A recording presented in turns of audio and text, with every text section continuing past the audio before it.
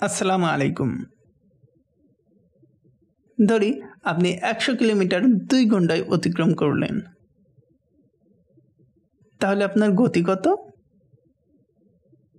এটা হলো দূরত্ব ভাগ সময়, অর্থাৎ 100 ভাগ 2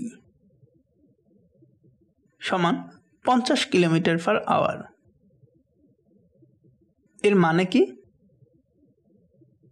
এটা হলো গড় বেগ,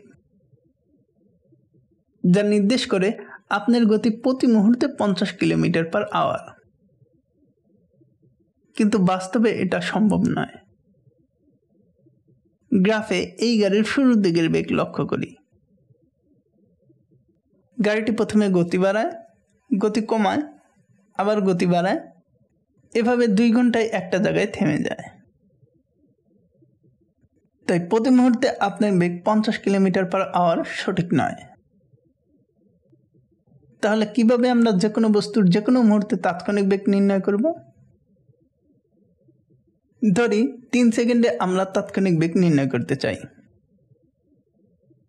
এখানে গাড়ির পজিশন ফাংশন হলো xt = 4t² + 3t + 2। এখানে x হলো মিটারস এবং t হলো সেকেন্ডস। আপনি হয়তো ভাবছেন পজিশন ফাংশন আমরা কিভাবে পাবো?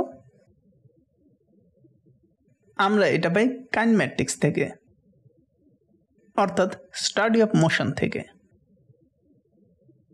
তাৎক্ষণিক বেগ নির্ণয় করার জন্য আমরা পজিশন ফাংশনকে সময়ের সাপেক্ষে অন্তরীকরণ করব। আমরা পাই 2 × 4t + 3t,